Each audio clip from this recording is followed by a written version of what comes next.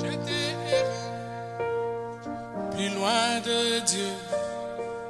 Maintenant je reviens. Voie du péché, longtemps j'ai suivi. C'est, je reviens.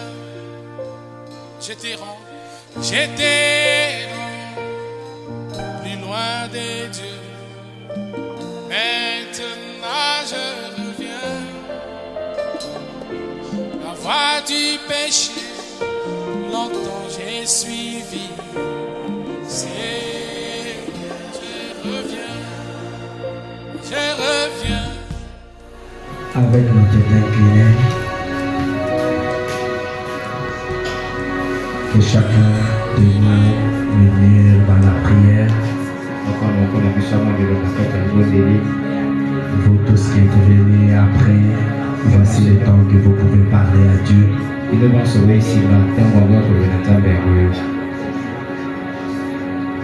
vous voulez vous mettre à genoux, mettez-vous à genoux, parlez à Dieu. Vous voulez vous tenez-vous debout et parlez à Dieu.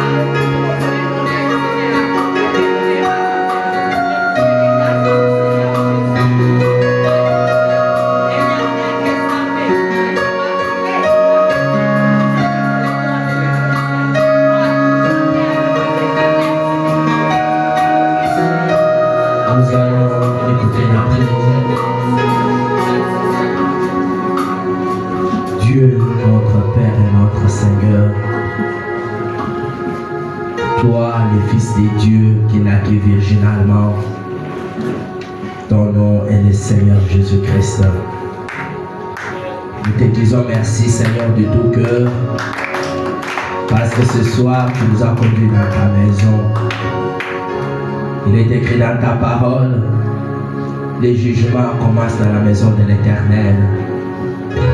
Et nous croyons que si nous sommes jugés ici, cela, Seigneur, nous donnera l'occasion d'échapper au grand jugement qui viendra, Père. Et quand le jugement est déposé dans ta maison, Seigneur Dieu de grâce, nous ne voulons pas discuter avec cela, car maintenant, la grâce roule encore, Père. Quand nous voyons là où nous sommes tombés, nous pouvons, Seigneur Dieu bien-aimé, crier à Dieu, et Dieu nous écouter, nous pardonner et se réconcilier encore avec nous, ou nous réconcilier encore avec lui. Mais un moment viendra où la réconciliation ne sera plus possible, Père.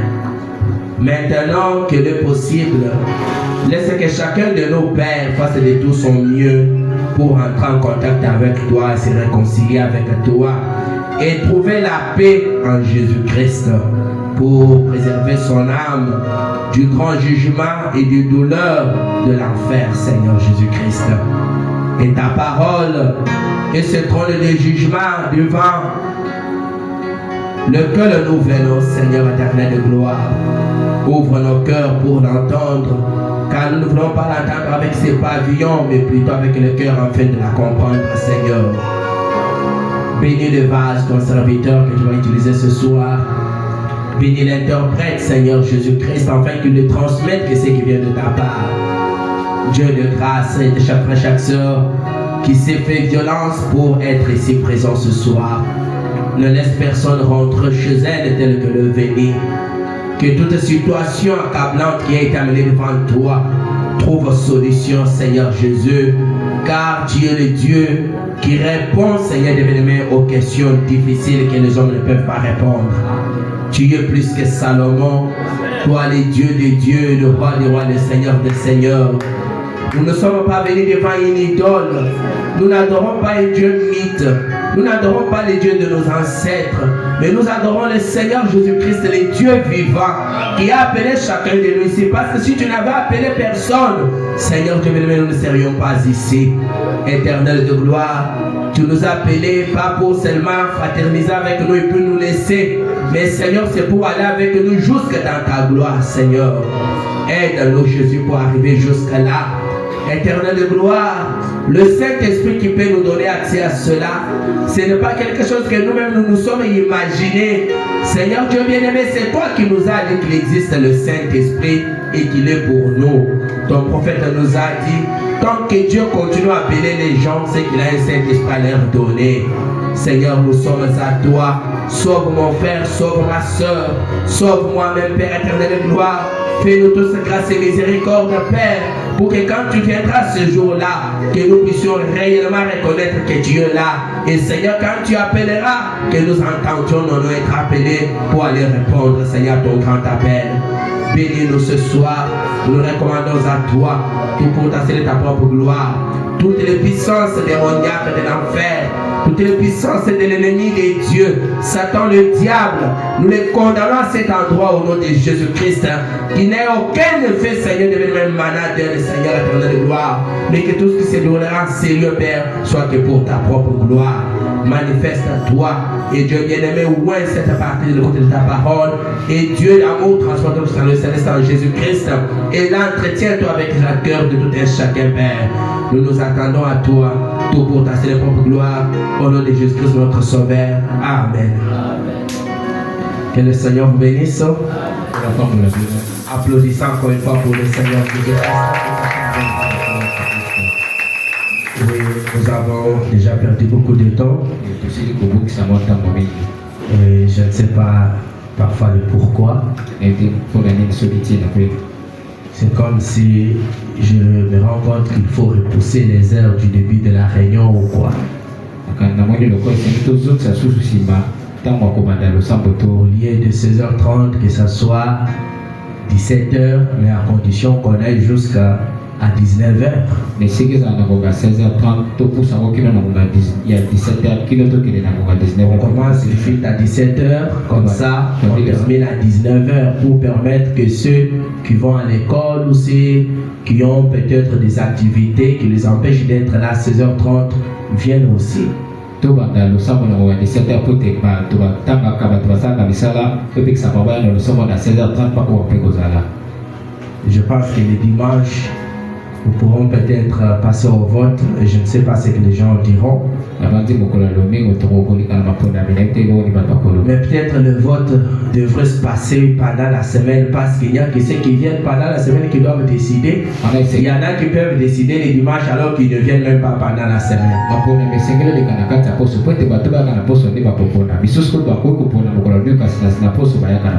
C'est ce que nous ferons. Alors ce soir notre frère Aaron va souffrir un peu. Il y a déjà 25 minutes que nous avons perdu, mais je crois qu'il pourra les récupérer et nous prolongerons la fin de la réunion jusqu'à un moment donné pour permettre aux gens de prier. 25 minutes Et la prédication pourra se terminer autour de 18h, même 20 minutes. Voire 25. Je vérifiais sur la ville, nous sommes une église qui commence le culte très tôt. Il y a des cultes qui commencent à 18h, ainsi de suite. Mais nous allons voir ce qu'on pourra adapter. Mais jusque là, c'est à 16h30 que nous débutons notre réunion. Pour terminer à 18h30. Et s'il y a des modifications, nous vous les ferons part. Sans tarder, nous allons inviter l'homme de Dieu à avancer afin de pouvoir nous parler de la part du Seigneur ce soir. Ok. Soyez les bienvenus. Nous bénissons.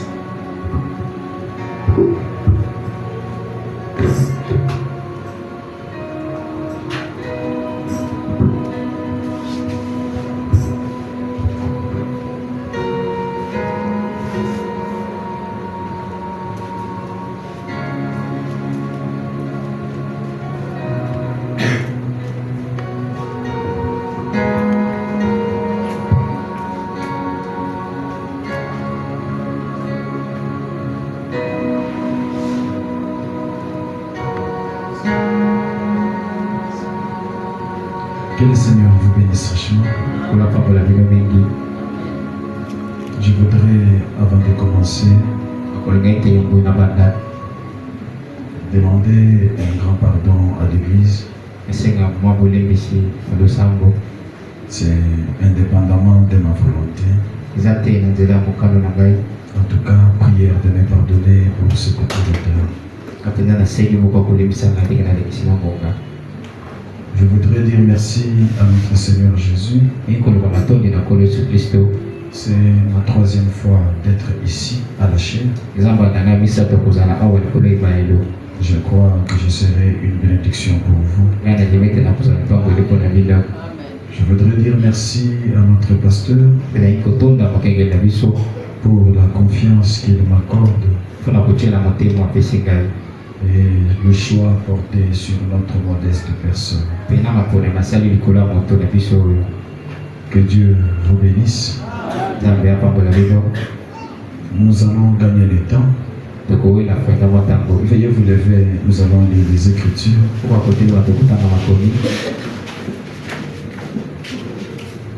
Ruth, chapitre 1er. Je vais lire le verset 1er, je vais sauter, je vais lire 6 et puis je vais lire 7.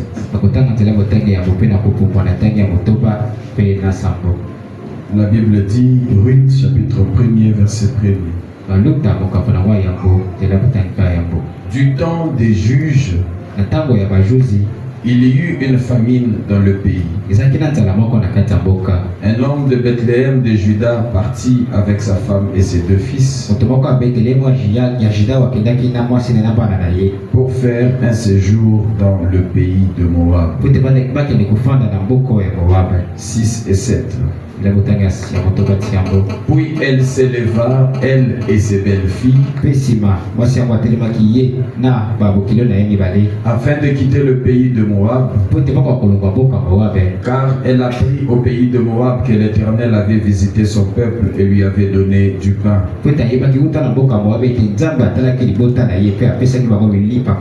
Elle sortit du lieu qu'elle habitait, accompagnée de ses 2 belles-filles, et elle s'est mise en route pour retourner dans le pays de Juda.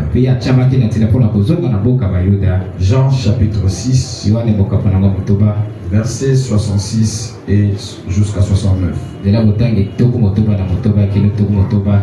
Dès ce moment, plusieurs de ses disciples se retirèrent. Ils n'allaient plus avec lui.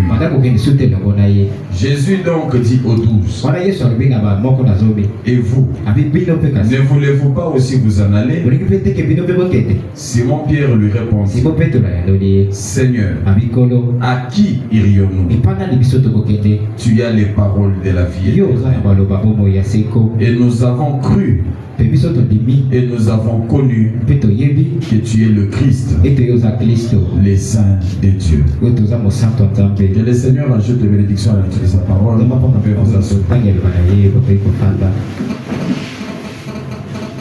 Lorsque notre pasteur m'a téléphoné,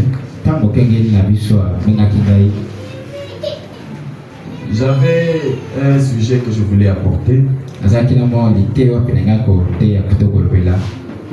Mais le Seigneur a enlevé cela pour me remplacer par quelque chose que je vais communiquer ce soir.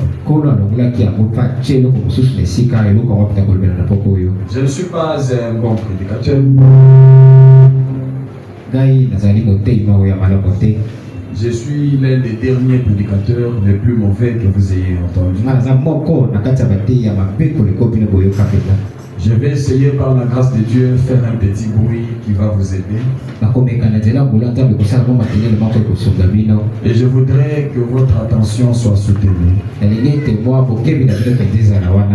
J'aimerais que si vous pouvez m'accorder votre attention, même pendant les minutes qui me sont données.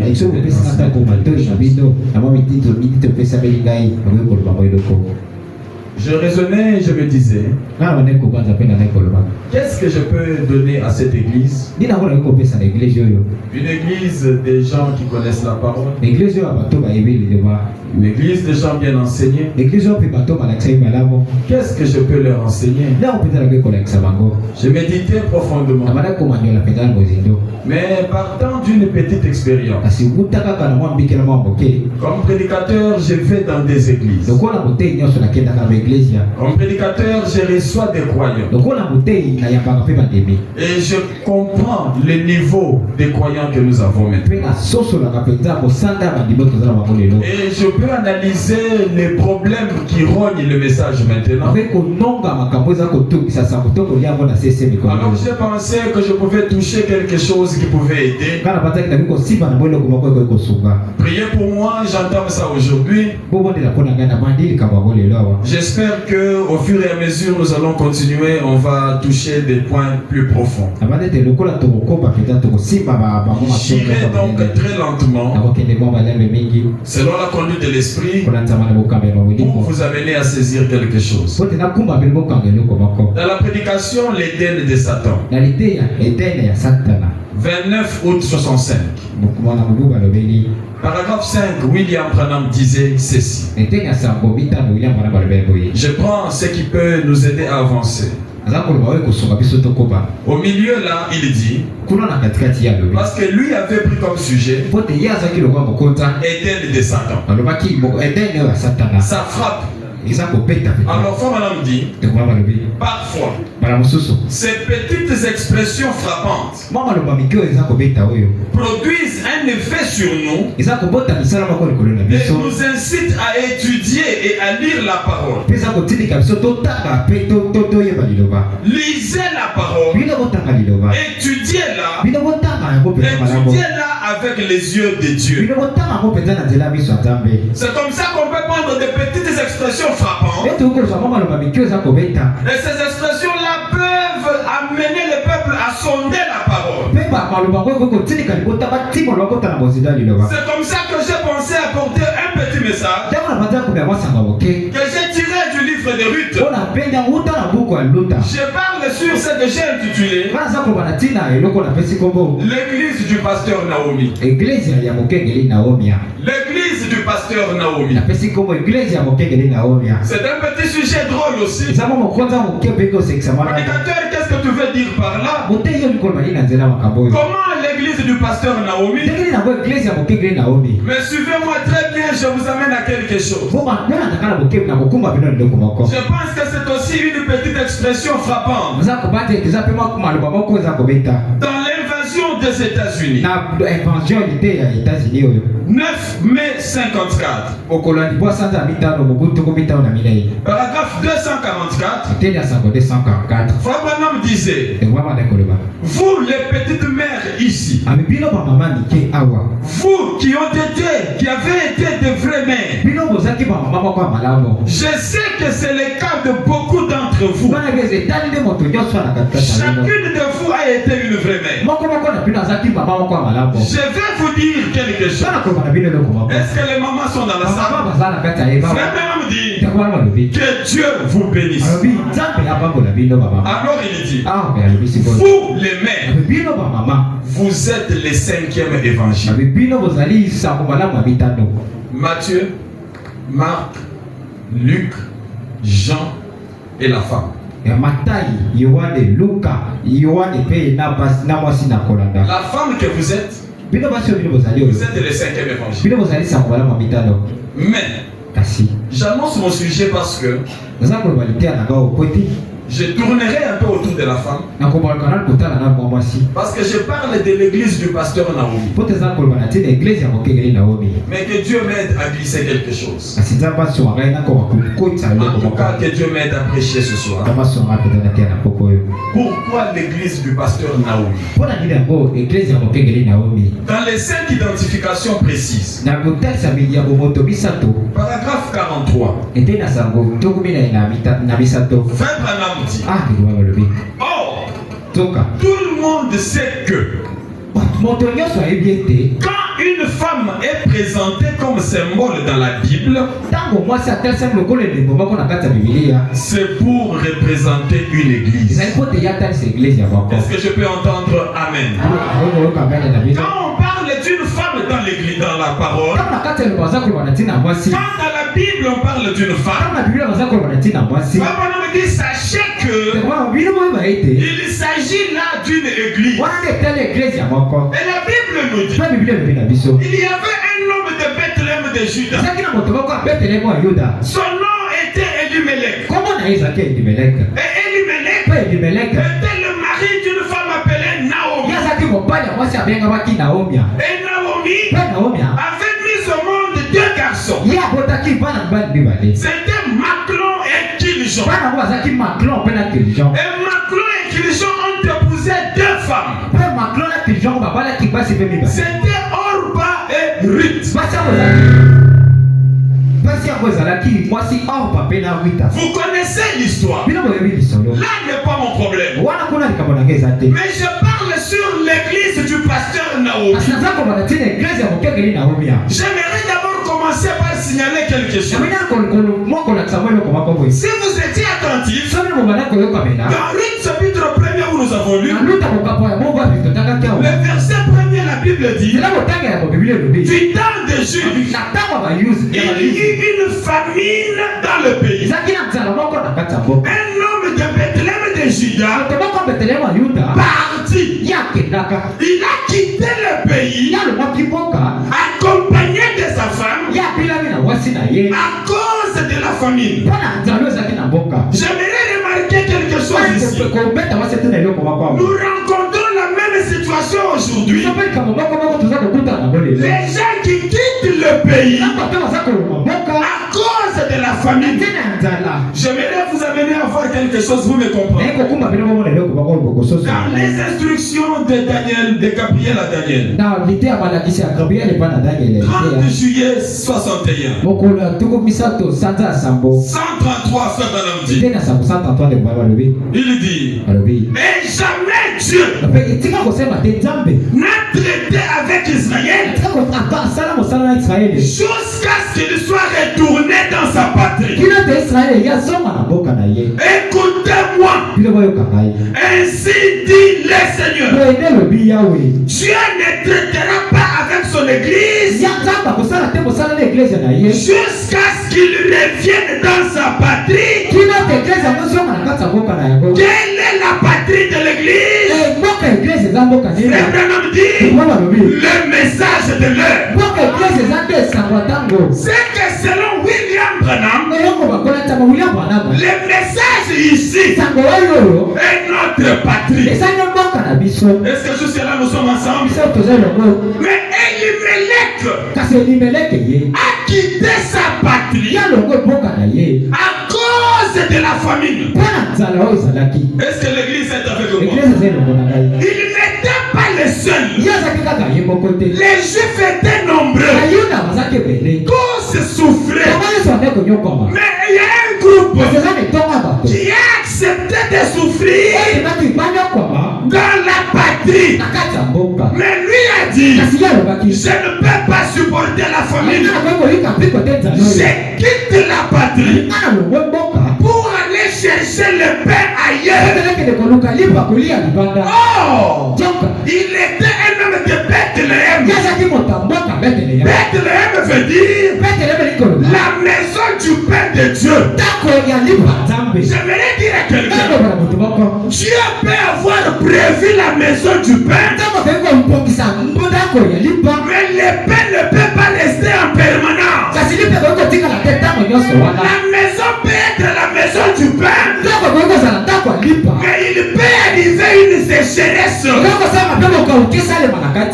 a besoin des hommes qui ont un caractère. Dieu a besoin des hommes qui supportent. Elimelech a dit, je quitte.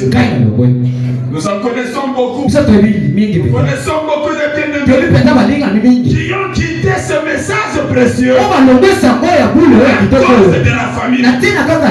J'aimerais être encore plus clair. Je connais des gens. Oh Dieu du ciel. Je connais des gens.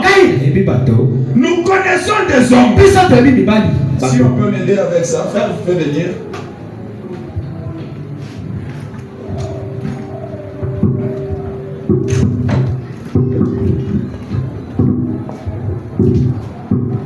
Excusez-moi, je suis un homme assez désordonné. J'ai donné un coup ici et la machine a planté. Ça va revenir normalement. Excusez-moi vraiment, je suis un homme, je suis un pentecôtiste moi. J'espère que Dieu va nous aider, nous allons prêcher. Je disais ceci. J'aimerais être encore plus clair. Pourquoi clair? Parce que je remarque même dans nos églises, la sécheresse quand elle frappe l'église, les croyants finissent par quitter l'église parce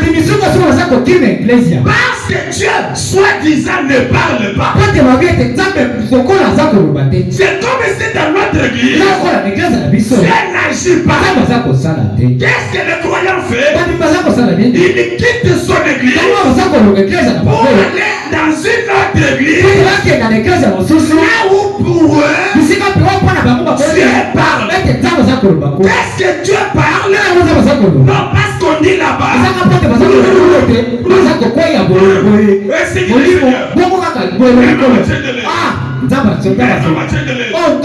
Et les croyants quittent son église Parce qu'il y a la famine. Vers où? Vers les pays de Moab. Là où on a appris. Je place une base. Je ne sais pas si l'église est avec moi. Je suis prédicateur. Je passe dans les assemblées. Les frères sont où? Oh non, maintenant. Ils fréquentent tel tabernacle. Parce que là-bas, il y a des messages. Vous n'êtes pas les premiers. Elimelech était aussi l'un d'entre eux.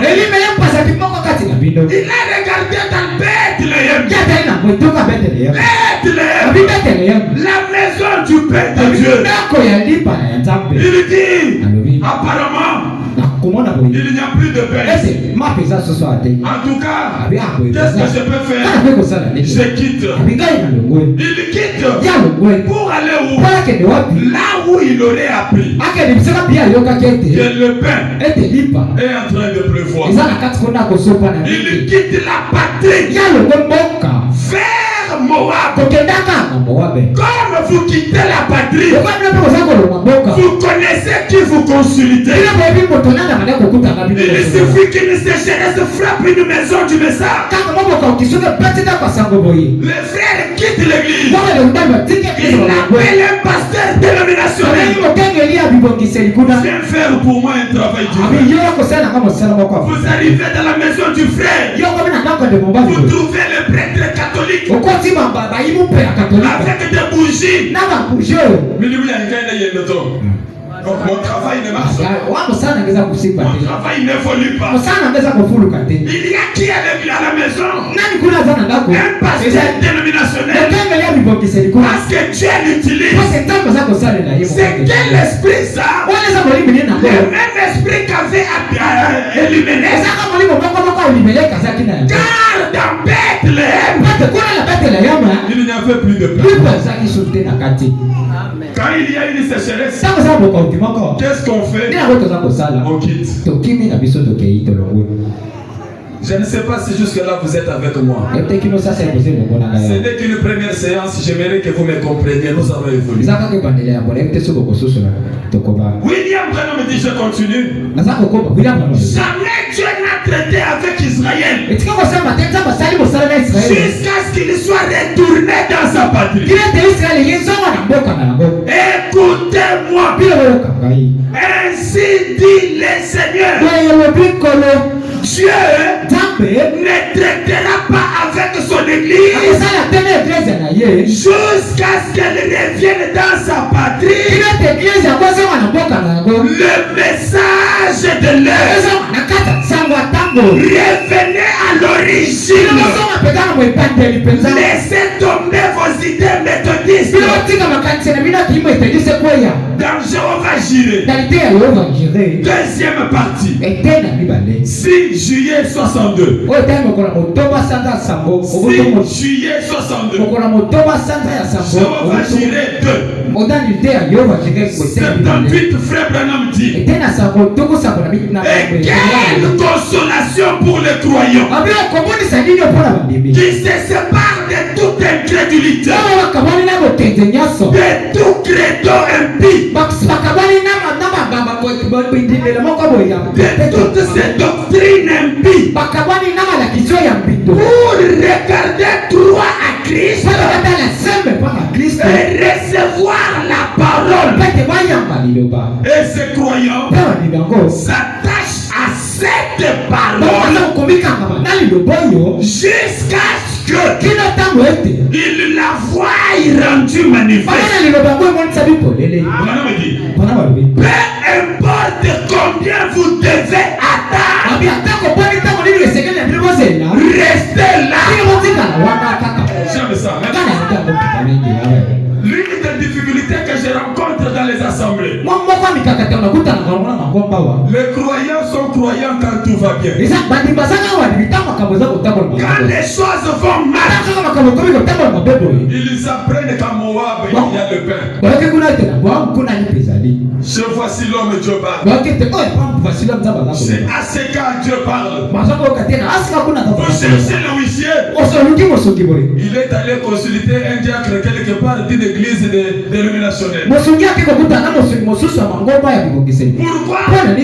Chez nous là, ces derniers temps, il n'y a pas de pain. À Bethléem, pas de pain. Est-ce que l'église est avec nous? Quand ça ne va pas, on appelle tout le monde. Même les diacres de Néo. Venez prier dans ma maison. Je sais de quoi je parle. Je sais ce qui se passe. Vous trouvez les croyants du message à Moab. Qu'est-ce qui se passe? Le pain. Chez nous, il n'y en a plus. Bien-aimé, c'est Dieu qui a dit Bethléem, la maison du pain. Mais Elimelech, dans la maison du pain. Sécheresse. Dieu a des choses drôles. Est-ce que l'église est avec vous? Que Dieu vous amène à vous faire pénétrer ces petits enseignements. Elimelech est dans la maison du Père. Mais il peut arriver que dans la maison du Père, qu'il n'y ait pas de paix. Ça ne veut pas dire que ce n'est plus la maison du Père. Ça veut seulement dire il y a des saisons où Dieu met le pain. C'est ce que les croyants ne veulent pas entendre. Que Dieu nous voie. Peu importe combien vous devez attendre, restez là. Pourquoi? Dieu l'a promis. Quand il a dit, je te bénirai dans la patrie, ça ne veut pas dire tout marchera bien dans la patrie. Oh, merci Seigneur. Ça ne veut pas dire toi, je te bénirai, tu n'auras pas de souffrance. Maintenant, je suis dans la patrie de Dieu. Mais il n'y a rien. Rien ne marche. Les affaires bloquées.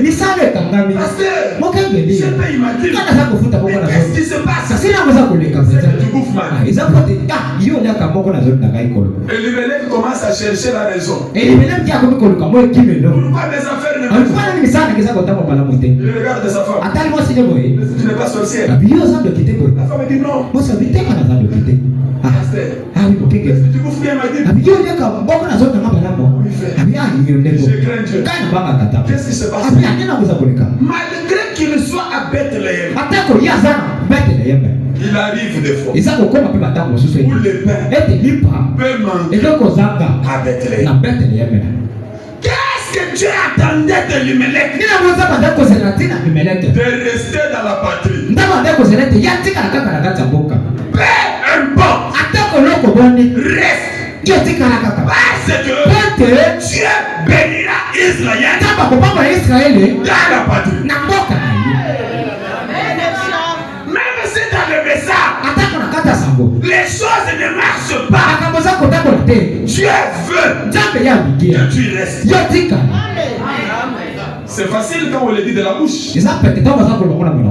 J'ai vu des croyants à cause d'une stérilité quitter le message. Il n'est pas différent d'Elimelech. Dieu a dit, restez là. Dieu l'a promis. Il vous a conduit à cela. Accrochez-vous. Restez là. Ne renoncez pas. Restez jusque là. Si vous en êtes sûr, vous y resterez. Le plus grand problème, est-ce qu'on a réellement cru ce message?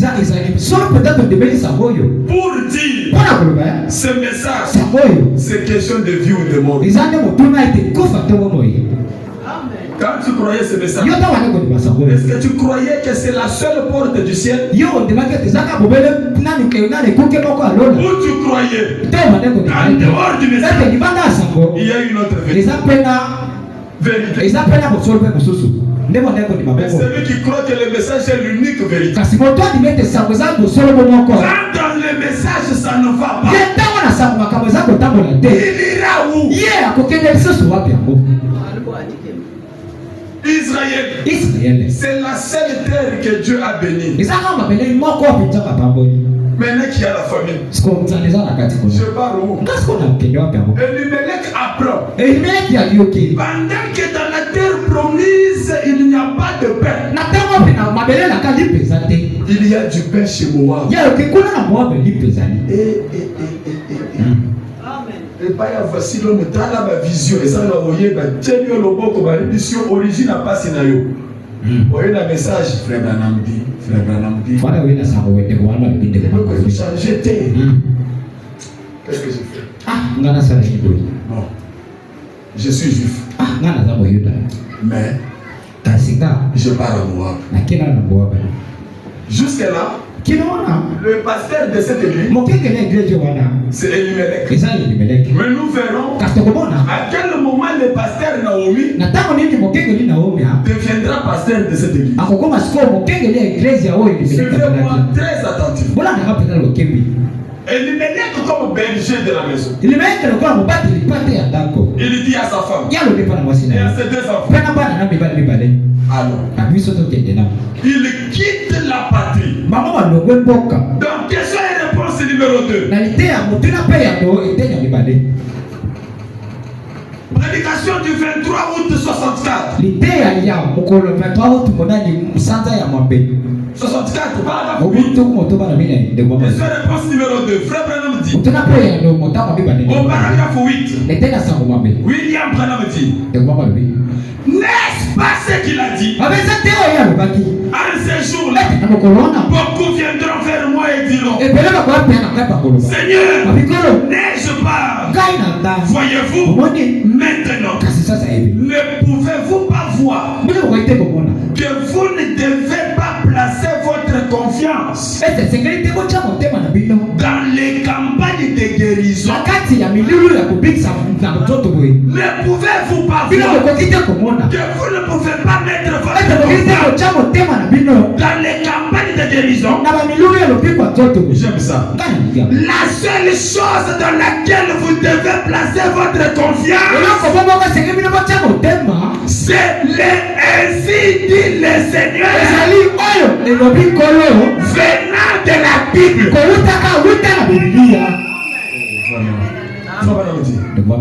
Maintenant, Église, c'est exactement là que j'essaye de vous garder mes enfants. Et si quelque chose m'arrive et que Dieu monte de cette terre, mes enfants, ne faillissez jamais. Souvenez-vous de ceci de tout votre cœur. Restez avec cette parole. J'aime ça. Souvenez-vous de tout votre cœur. Ne laissez pas tomber cette parole. Dieu te bénira dans ce message. Ça ne veut pas dire tout sera rose. Est-ce que l'église est avec nous? Dieu te bénira dans ce message. Mais il peut se faire que à Bethléem, il y a une saison où il n'y a pas de pain. Que feras-tu quand il n'y aura pas de pain? Quand cette maladie-là dont la médecine a dit qu'il n'y a pas de traitement arrivera, qu'est-ce que tu feras alors que dans ce message Dieu a promis d'envoyer un don de guérison? Te voilà en train de chercher un devin pour te dire la source de la maladie, pour qu'il te dise d'où est-ce que la chose est venue. Tu y as le ainsi dit le Seigneur, mais tu quittes la bataille. Frère Moab, combien ce soir, vous savez dans votre cœur, combien sont allés à Moab pour demander, papa, priez pour moi. C'est un prédicateur dénominationnel, s'il prie pour vous, c'est un péché. Ce n'est pas un péché. Mais les dénominationnels sont des anges déchus. Dans Christ, c'est le mystère de Dieu révélé. Moi, oh merci Seigneur.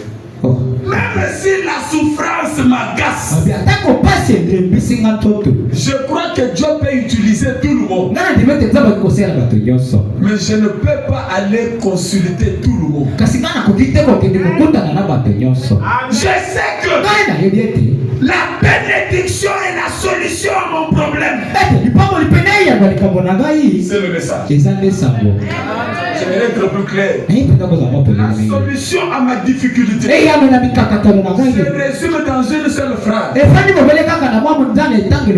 Frère Branham a dit. Oui, cette phrase-là, c'est la solution. Quand je suis malade, qu'est-ce que Frère Branham a dit?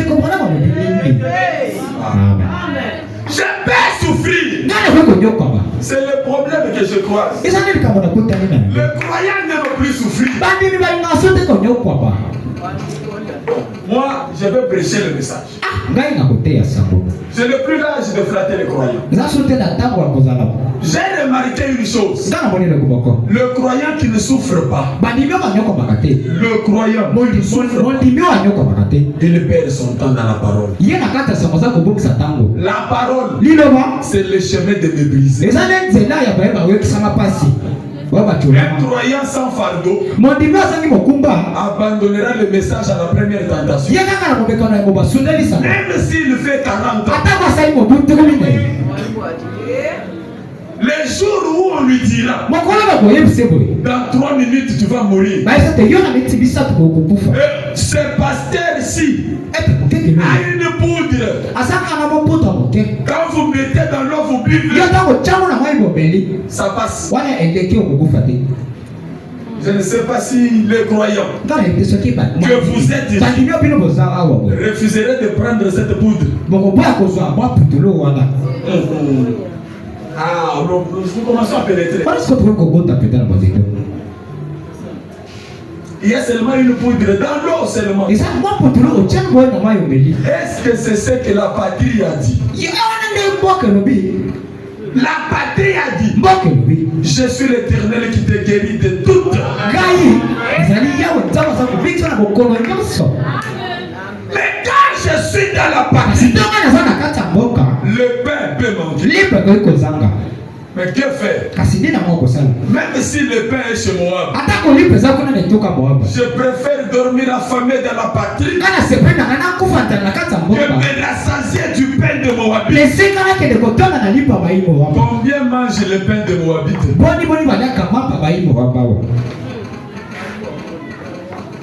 Demandez un peu pour moi dans votre maison des dons. Qu'est-ce que Dieu a dit?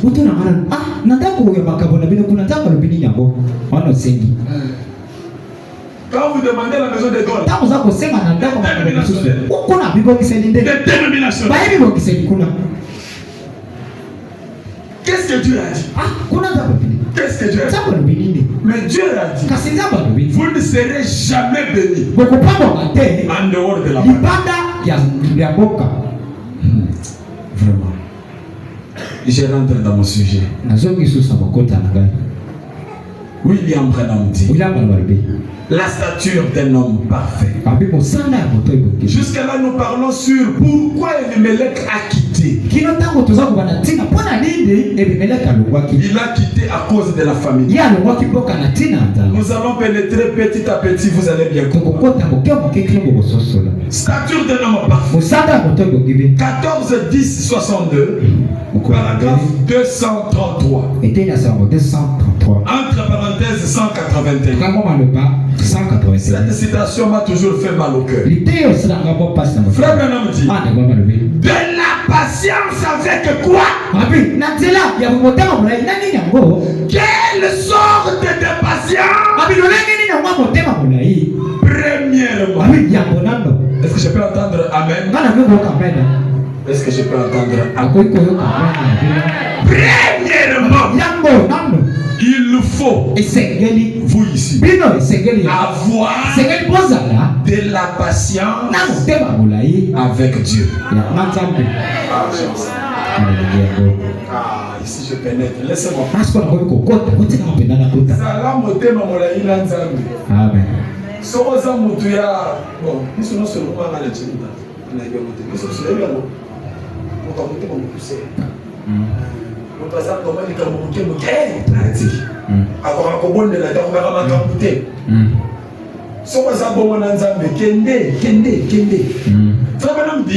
Soyez patient avec Dieu. Avec Dieu, vous ferez ça. Les croyants n'aiment pas ça. Ils n'aiment pas ça. Être patient avec Dieu. Regarde que ça fait 3 ans que tu as demandé à Dieu. Il n'a toujours pas répondu. Tu viens toujours comme tu venais à l'église. Quelque chose a changé. Pourquoi? Les croyants n'aiment pas être patients. J'ai remarqué par expérience. Les croyants aiment Dieu. Tic-tac. Donc il prie. Dieu répond. C'est bien. Nous aimons ce Dieu-là. Mais nous verrons quelque chose. Premièrement, il faut avoir de la patience avec Dieu. Si vous avez une foi véritable et authentique, vous aurez une véritable patience authentique. Parce que la foi produit la patience. Elimelech n'était pas patient. Il pensait que dans la maison de Dieu Bethléem, tout doit bien marcher. Quand ça n'a pas bien marché, il n'est pas patient. Combien de frères quittent nos églises à cause du manque de patience? Or Dieu, comme Fabien dit, le diable compte le nombre, mais Dieu pèse la sienne. J'aimerais dire à quelqu'un, frère, si tu n'as jamais eu un obstacle réel, ton christianisme est encore en train de balloter. Les chrétiens, c'est cet homme-là qui regarde une épreuve difficile, mais qui dit, je sais que ça c'est la parole de Dieu. Je reste. Amen. Frère, tu vas mourir. C'est seulement de l'eau. Tu prends seulement l'eau, tu jettes aux 4 coins de la maison. C'est fini. C'est notre abbé qui a prié pour ça. Il regarde ça. Il se rappelle que frère Branham, le nom de Jésus est un nom qu'aucune chose ne peut remplacer. Je ne fais pas. Encore. Et ça, il y en a encore. Quand les choses ne vont pas bien, ils voient la solution là. Mais comme elle ne vient pas de frère Branham,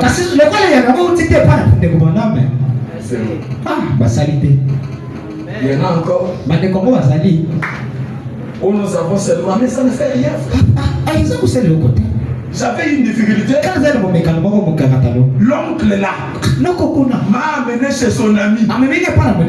Il a seulement fait une cérémonie là avec la farine. C'est seulement la farine que nous mangeons. Ça vient faire quoi dans le message?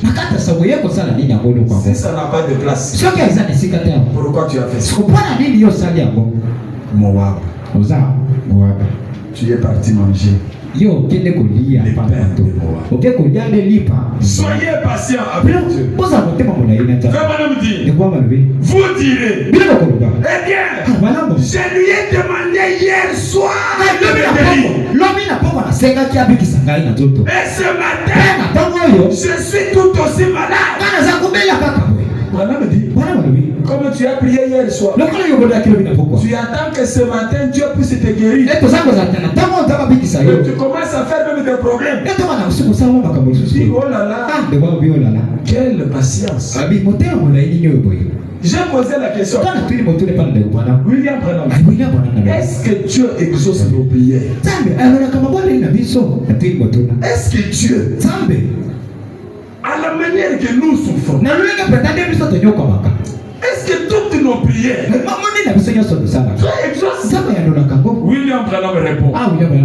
L'enseignement sur Moïse, 13 mai 56, paragraphe 84. William Branham dit, mais petit garçon, petite fille, Dieu exauce-t-il la prière? Il répond, oui, il exauce la prière. Mais il y a une partie que j'aime dans cette citation. Exauce-t-il très vite? Frère Branham répond, non, pas tout le temps. Je sais que ce genre de prédication, vous ne les aimez pas. Mais laissez-moi prêcher ça. Les croyants n'aiment pas les dieux silencieux. Or, le Dieu silencieux, c'est lui qui est le Dieu qui donne la nature du croyant. Quand Dieu agit à tout moment dans votre vie, il devient ton idole. Tu lui donnes des ordres, il exécute. Mais le Dieu des Hébreux, le Dieu de William Branham, même pour Branham, il n'a pas répondu à tout. Pourquoi tu veux être différent? Toi, tu veux avoir Dieu qui agit, répond positivement à tout. Tu tires tout. Exauce-t-il très vite? Non, pas tout le temps. Parfois, il nous fait attendre. Est-ce vrai? Il répond lui-même, oui. Amen. 2 ans, 3 ans, 4 ans, 5 ans. La chose est toujours là. On t'a dit tu perds le temps de ton côté là. Viens. On va seulement faire une cérémonie. C'est fini. Le frère regarde. Je considère tout ça comme de la boue. Frère Branham, il n'a pas dit ça. Est-ce qu'il y a encore des frères comme ça? Il suffit qu'il y ait un problème. Il appelle tout le monde. Même les pasteurs dont les numéros sont sur les rubans de télévision. Il suffit seulement qu'un numéro passe. Allô? Mon enfant est malade. Qu'est-ce que Dieu a dit quand ton enfant est malade? N'a-t-il pas promis d'être Jéhovah Rapha? Amen. Nous arriverons. J'ai posé encore une question à Fabien. Tu dis que Dieu exauce à nos prières. Mais frère Branham, quand nos prières ne sont pas exaucées, est-ce que nous pouvons toujours dire que Dieu répond? Moi-même qui parle, j'ai des prières, des tonnes et des tonnes de prières. Je regarde, je ne vois pas l'exaucement. Mais toi tu dis, Dieu répond. Le Dieu ignorable. Si Elimelech avait compris ça, il ne quitterait pas Israël. Paragraphe 8, 26 mars 60. 8 entre parenthèses 14. Je vais aller juste entre parenthèses 17. William Branham dit. Donc, le problème qu'ont les gens, c'est la façon dont Dieu se manifeste. Bien de fois, nous voulons faire de Dieu une idole. Nous demandons à Dieu de faire quelque chose. Et alors, il doit répondre exactement tel que nous demandons.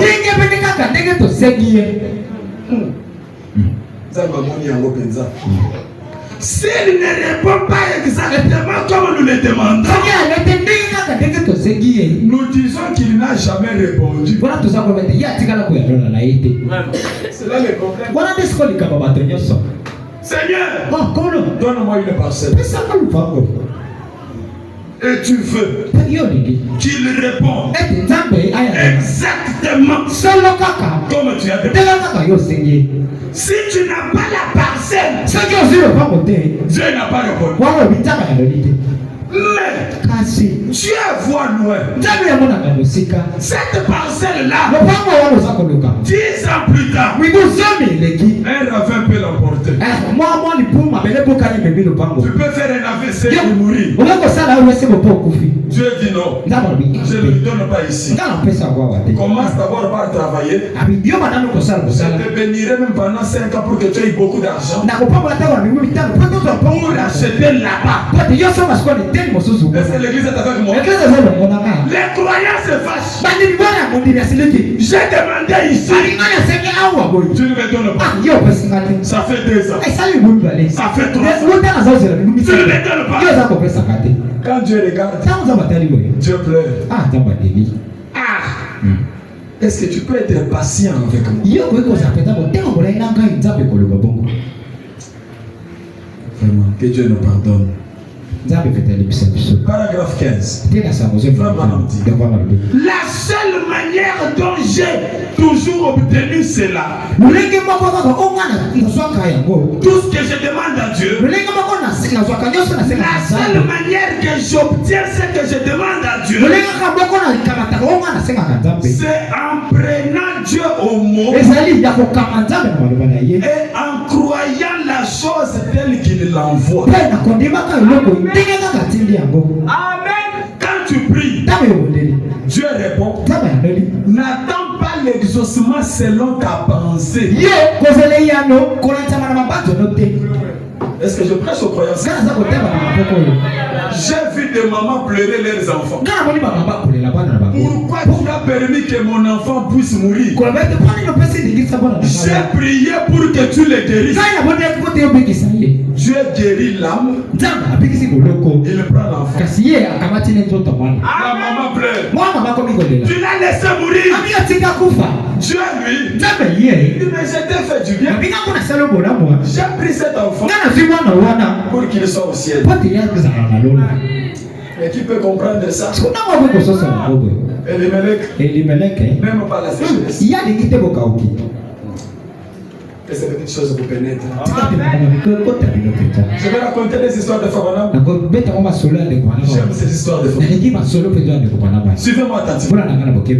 Dans Dieu n'amène pas un homme dans le jugement sans l'avoir.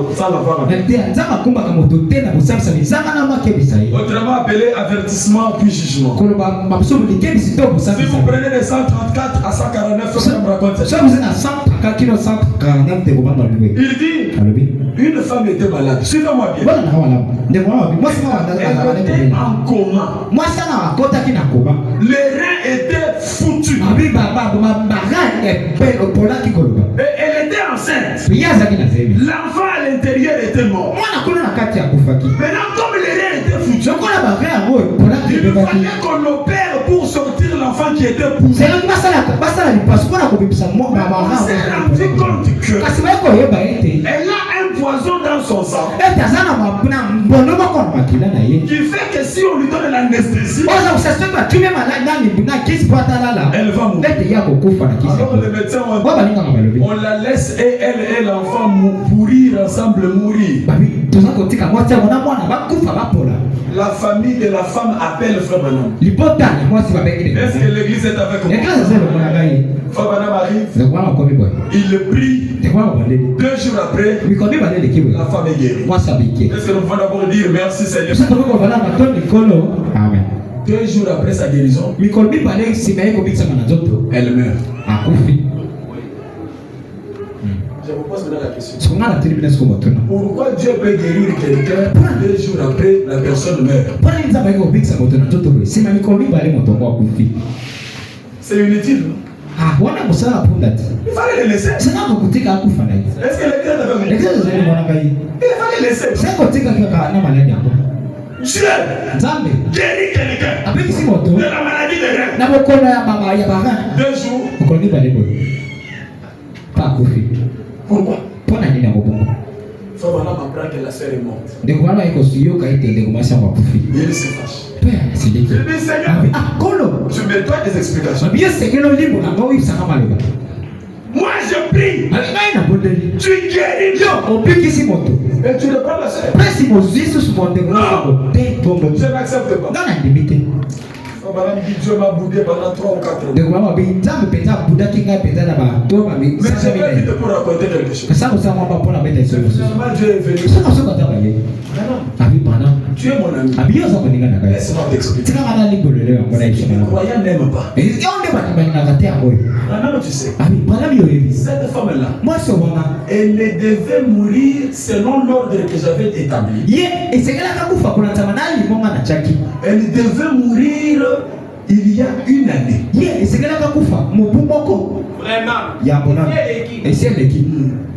Quand le jour de sa mort que j'avais établi est arrivé, elle était païenne à ce moment-là. Elle est tombée dans l'eau. Elle s'est noyée. C'est le jour et la façon que j'avais prévu pour qu'elle meure. Mais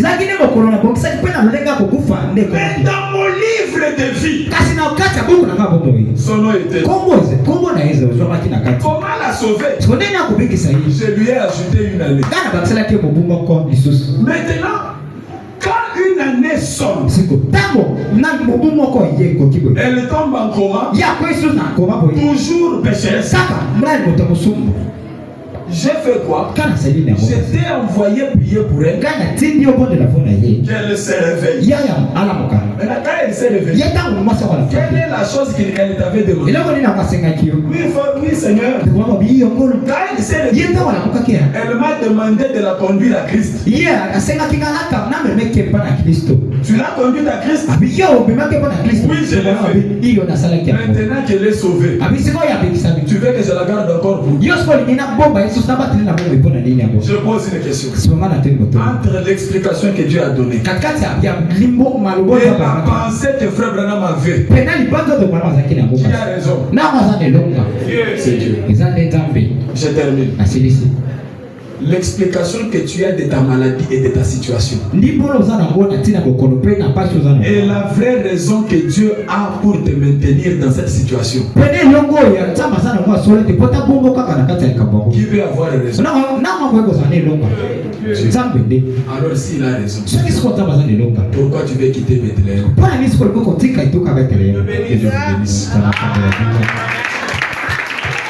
allons continuer.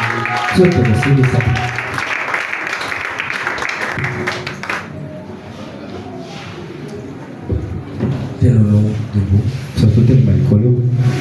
avec nos têtes inclinées. Chacun de nous a saisi quelque chose ce soir, je crois.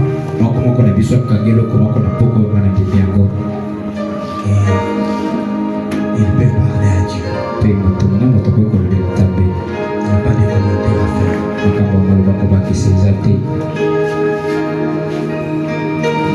Ne devons-nous pas nous repentir parfois de la manière dont nous traitons Dieu? Ne pouvons-nous pas nous repentir parfois de la manière dont nous accusons Dieu? Nous, les croyants, qui devaient donner à Dieu raison, nous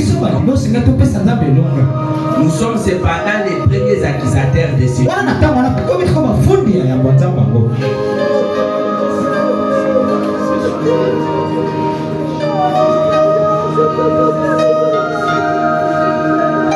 ne sais pas, c'était hier ou quand. Je crois hier que je disais à un frère, ceux qui ont sali Zambeko et qu'on sali la yéni, kutu ceux qui ont sali yenko, yepe a koki ko sali la yonko na ye, oyo zali isi ko kucha yete. Alors Nzambe zala na ekaka malamu, onyo swa ko sala kembo lokumu ezonga epai na ye.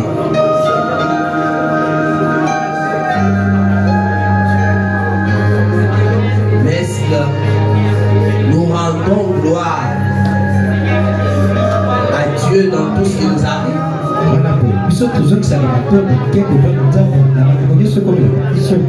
vrai que le prophète a dit Dieu ne peut pas tirer gloire quand vous êtes malade.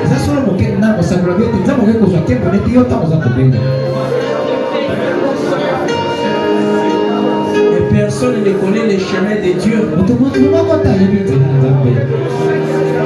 On a demandé à Jésus pourquoi cet homme est-il devenu aveugle. Est-ce ses parents? Jésus a dit rien de tout seul.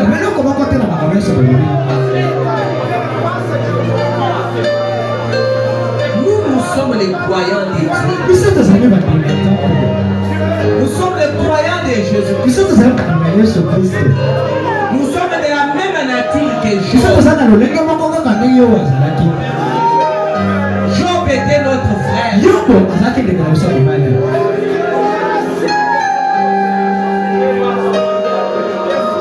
Dieu soit miséricordieux envers nous ce soir.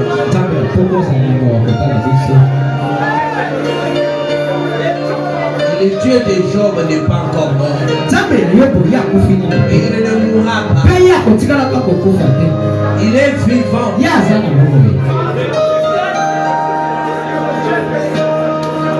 C'est le Seigneur Jésus-Christ.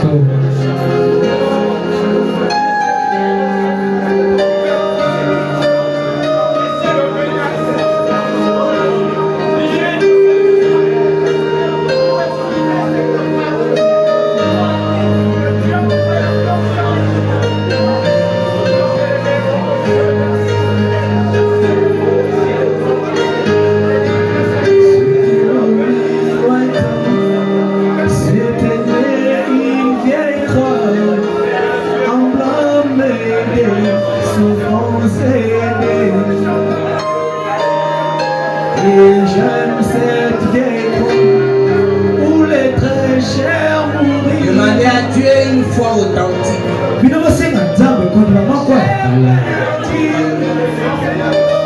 Et une patience authentique.